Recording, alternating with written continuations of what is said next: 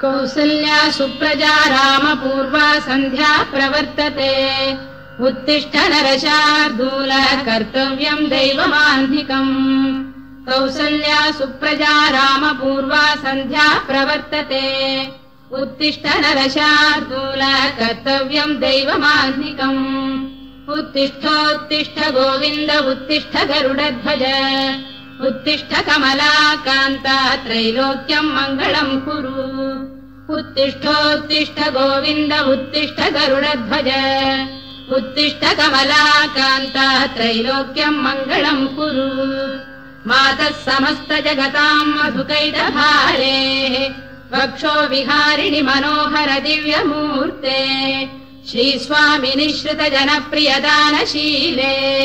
श्रीवेङ्कटेश दयिते तव सुप्रभातम् मातः समस्त जगताम् मधुकैटभारे वक्षो विहारिणि मनोहर दिव्यमूर्ते श्रीस्वामि निःश्रित जनप्रियदानशीले श्रीवेङ्कटेश दयिते तव सुप्रभातम् तव सुप्रभातमरविन्दलोचने भवतु प्रसन्नमुख चन्द्रमण्डले विधिशङ्करेन्द्रवनिताभिरर्चिते वृषशैलनाथ दयिते दयानिधे अत्र्यादिसप्तऋषयः समुपास्य सन्ध्याम् आकाश सिन्धु कमलानि मनोहराणि आदाय पादयुगमर्चयितुम् प्रपन्नाः शेषाद्रिशेखर विभो तव सुप्रभातम् पञ्चाननाब्ज भव षण्मुखवासवाद्याः त्रैविक्रमादिचरितम् विबुधास्तुवन्ति भाषापतिः पठति वासरशुद्धिमारात् शेषाद्रिशेखर विभो तव सुप्रभातम् ईषत्प्रफुल्ल सरसीरुहनारिकेल पूगद्रुमादिषु मनोहर पालिकानाम् आवाति मन्दमनिलः सह दिव्यगन्धैः शेषाद्रिशेखर विभो तव सुप्रभातम् उन्मील्य नेत्रयुगमुत्तम पञ्जरस्थाः पात्रावशिष्ट कदलीफलपायसानि भुक्त्वा सलीलमथ केलिशुकाः पठन्ति शेषाद्रिशेखर विभो तव सुप्रभातम् तन्त्री प्रगर्ष मधुरस्वनया विपञ्च गायत्यनन्दचरितम् तव नारदोऽपि भाषा समग्रमसत्करचाररम्यम् शेषाद्रिशेखर विभो तव सुप्रभातम् भृङ्गावळी च मकरन्दरसानुविद्ध जङ्गारगीतनिनदैः सह सेवनाय गिर्यात्युपान्त सरसी कमलोदरेभ्यः शेषाद्रिशेखर विभो तव सुप्रभातम् योषा गणेन वरदध्नि विमथ्यमाने घोषालयेषु दधिमन्थन तीव्र घोषाः रोषात् कलिम् विदधते ककुभश्च कुम्भाः शेषाद्रिशेखर विभो तव सुप्रभातम् पद्मेश मित्र शतपत्र गतालिवर्गाः हर्तुम् श्रियम् कुवलयस्य निजाङ्गलक्ष्म्या भेरी निनादमिव बिभ्रति तीव्रनादम् शेषाद्रिशेखर विभो तव सुप्रभातम् श्रीमन्नभीष्टवरदाखिल लोकबन्धो श्री श्रीनिवास जगदेक दयैक सिन्धो श्रीदेवतागृह भुजान्तर दिव्यमूर्ते श्रीवेङ्कटाचलपते तव सुप्रभातम् श्रीमन्नभीष्टवरदाखिल लोकबन्धो श्री श्रीनिवास जगदेक दयैक सिन्धो श्रीदेवतागृह भुजान्तर दिव्यमूर्ते श्रीवेङ्कटाचलपते तव सुप्रभातम् श्रीस्वामि पुष्करिणिकाप्लव निर्मलाङ्गाः श्रेयोर्थिनो हर विरिञ्च सनन्दनाद्याः द्वारे वसन्ति वरवेत्र हतोत्तमाङ्गाः श्रीवेङ्कटाचलपते तव सुप्रभातम् श्रीशेषशैल गरुडाचल वेङ्कटाद्रिनारायणाद्रिवृषभाद्रिविषाद्रिमुख्याम् आख्याम् त्वदीय वसतेरनिशम् वदन्ति श्रीवेङ्कटाचलपते तव सुप्रभातम् सेवा परा शिव सुरेश कृशानुधर्म रक्षोऽम्बुनाथ पवमान धनाधिनाः बद्धाञ्जलि प्रविलसन् निज शीर्षदेशाः श्रीवेङ्कटाचलपते तव सुप्रभातम् घाटीषु देवि खगराज मृगाधिराज नागाधिराज गजराज हयाधिराजाः स्वस्वाधिकारमहिमाधिकमर्थयन्ते श्रीवेङ्कटाचलपते तव सुप्रभातम् सूर्येन्दुभौम बुधवक्परिकाव्यसौरिस्वर्भानुकेतुदिविषत्परिषत्प्रधानाः त्वद्दासदासचरमावधिदासदासाः श्रीवेङ्कटाचलपते तव सुप्रभातम् त्वत्पादधूलिभरितस्फुरितोत्तमाङ्गाः स्वर्गापवर्गनिरपेक्ष निजान्तरङ्गाः कल्पागमाकलनयाकुलताम् लभन्ते श्रीवेङ्कटाचलपते तव सुप्रभातम् त्वद्गोपुराग्रशिखराणि निरीक्षमाणाः स्वर्गापवर्गपदवीम् परमाम् श्रयन्तः मर्त्या मनुष्यभुवने मतिमाश्रयन्ते श्रीवेङ्कटाचलपते तव सुप्रभातम् श्रीभूविनायक दयादिगुणामृताब्धे देवादिदेव जगदेक शरण्यमूर्ते श्रीमन्ननन्त गरुडादिभिरर्चिताघ्रे श्रीवेङ्कटाचलपते तव सुप्रभातम् श्रीपद्मनाभ पुरुषोत्तम वासुदेव वैकुण्ठ माधव जनार्दन चक्रपाणे श्रीवत्स चिह्न शरणागत पारिजात श्रीवेङ्कटाचलपते तव सुप्रभातम् कन्दर्पदर्पहर सुन्दर दिव्यमूर्ते कान्ताकुजाम्बुरुह कुड्मललोल दृष्टे कल्याण निर्मल गुणाकर दिव्यकीर्ते श्रीवेङ्कटाचलपते तव सुप्रभातम् मीनाकृते कमठकोल नृसिंहवर्णिन् स्वामीन् परश्वत तपोधन रामचन्द्र शेषांश रामयदुनन्दन कल्किरूप श्रीवेङ्कटाचलपते तव सुप्रभातम् लीलालवङ्ग घनसार सुगन्धितीर्थम् दिव्यम् वियस्सरिति हेम घटेषु पूर्णम् धृत्वाद्य वैदिक शिखामणयः प्रहृष्टाः तिष्ठन्ति वेङ्कटपते तव सुप्रभातम् भास्वानुदेति विगचानि सरोरुहाणि सम्पूरयन्ति निनदैकगुभो विहङ्गाः श्रीवैष्णवास्ततमर्थितमङ्गलास्ते धामाश्रयन्ति तव वेङ्कट सुप्रभातम् ब्रह्मादयः सुरवराः समहर्षयस्ते सन्तः सनन्दन मुखास्तव योगिवर्याः धामान्तिके तव हि मङ्गलवस्तु हस्ताः श्रीवेङ्कटाचलपते तव सुप्रभातम् लक्ष्मीनिवास निरवद्य गुणैक सिन्धो संसार सागर समुत्तरणैक सेतो वेदान्त वेद्य निज वैभव भक्त भोग्य श्रीवेङ्कटाचलपते तव सुप्रभातम् लक्ष्मीनिवास निरवद्य गुणैक सिन्धो संसार सागर समुत्तरणैक सेतो वेदान्त वेद्य निज वैभव भक्त भोग्य श्रीवेङ्कटाचलपते तव सुप्रभातम् इत्थम् वृषाचलपतेरिह सुप्रभातम् ये मानवाः प्रतिदिनम् पठितुम् प्रवृत्ताः तेषाम् प्रभात समये स्मृतिरङ्गभाजाम् प्रज्ञाम् परार्थ सुलभाम् परमाम् प्रसूते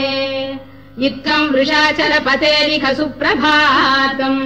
ये मानवाः प्रतिदिनम् पठितुम् प्रवृत्ताः तेषाम् प्रभात समये स्मृतिरङ्गभाजाम् प्रज्ञाम् परार्थ सुलभाम् परमाम् प्रसूते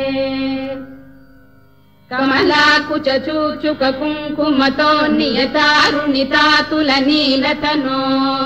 कमलायतलोचन लोकपते विजयी भव वेङ्कटशैलपते कमलाकुच चूचुक कुङ्कुमतो नियतारुणितातुल नीलतनो कमलायतलोचन लोकपते विजयी भव वेङ्कटशैलपते सचतुर्मुख षण्मुख पञ्चमुख प्रमुखाखिल दैवतमौलिमणे शरणागत वत्सल सारनिधे परिपालय माम् वृषशैलपते अतिवेलतया तव दुर्विषहैरनुवेलकृतैरपराधशतैः हरितम् त्वरितम् वृषशैलपते परया कृपया परिपाहि हरे अधिवेङ्कटशैलमुदारमतेर्जनताभिमताधिकदानरतात् परदेवतया गदितान्निगमै कमलादयितान्न परम् कलये कलवेणुरवावशगोपवधू शरकोटिवृता स्मरकोटिसमात् रतिवल्लविकाभिमताः सुखदात् वसुदेवसुतान्न परम् कलये अभिराम गुणाकरदाशरथे जगदेकधनुर्धर धीरमते रघुनायक राम रमेश विभो वरदो भवदेव दया जलधे अवनीतनया कमनीयकरम् रजनीकर चारुमुखाम्बुरुहम्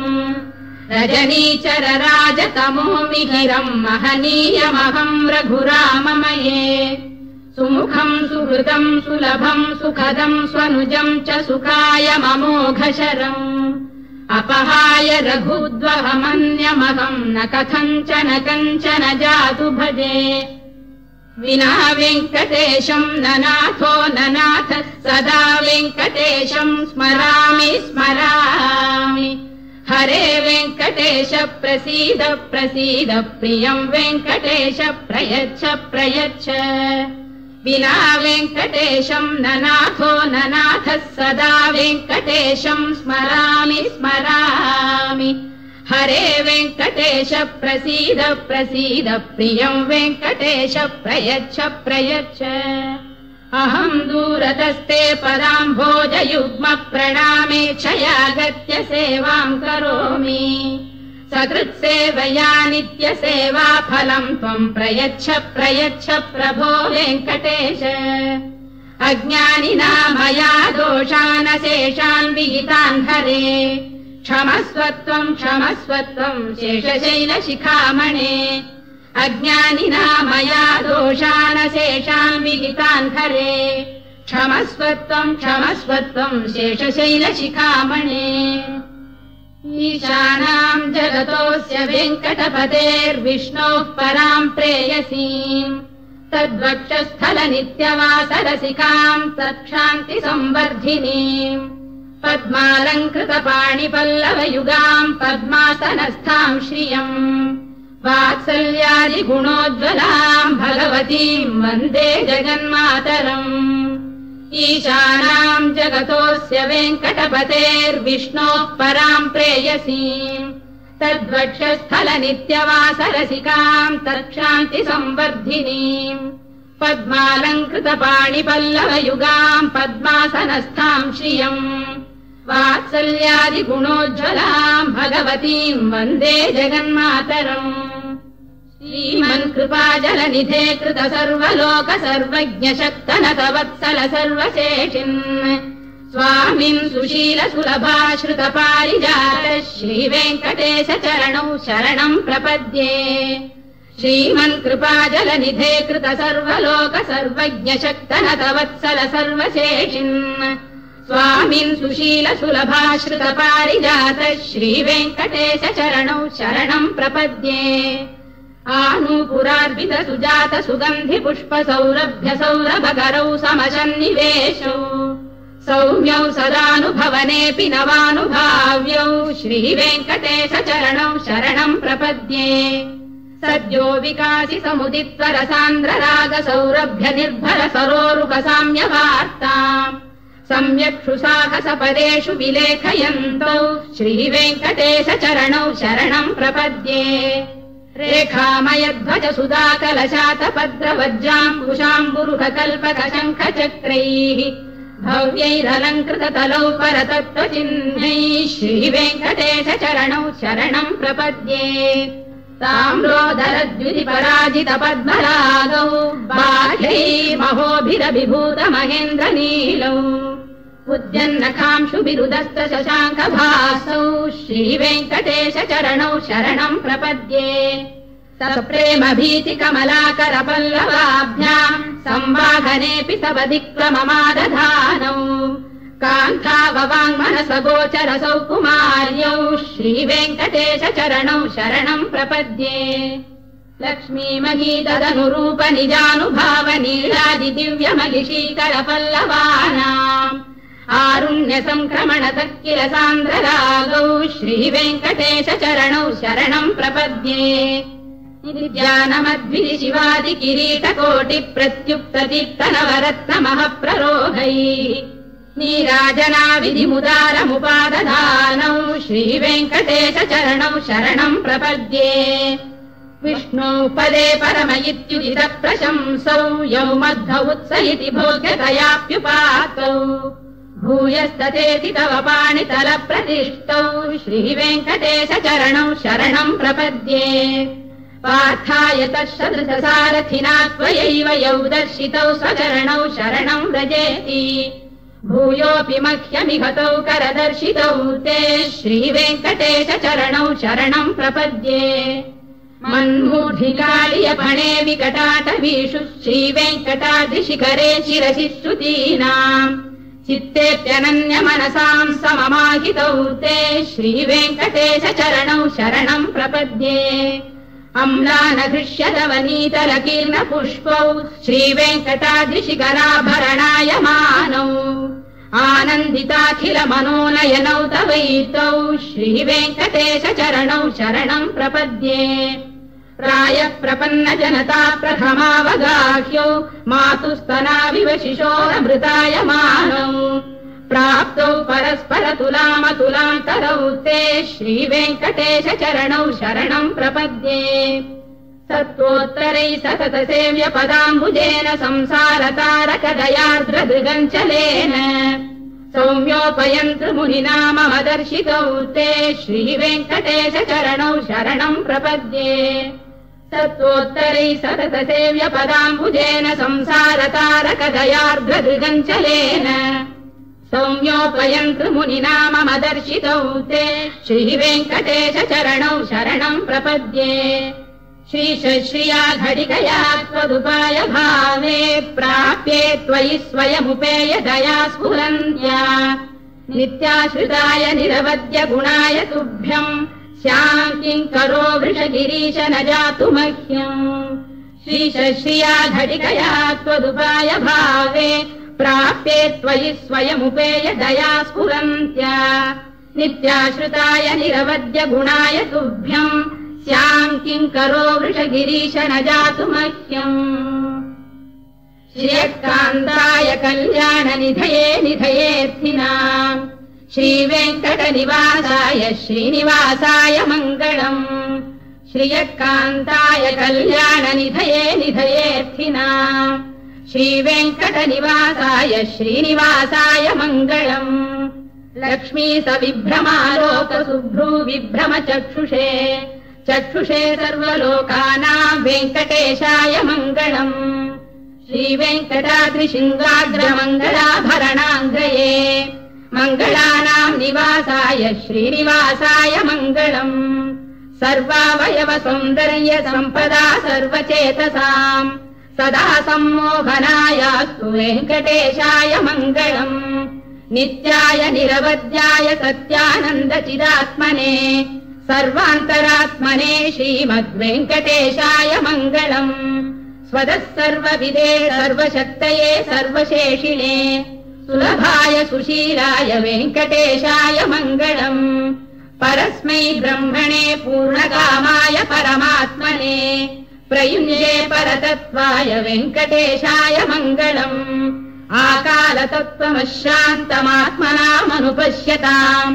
अतृप्त्यमृतरूपाय वेङ्कटेशाय मङ्गलम्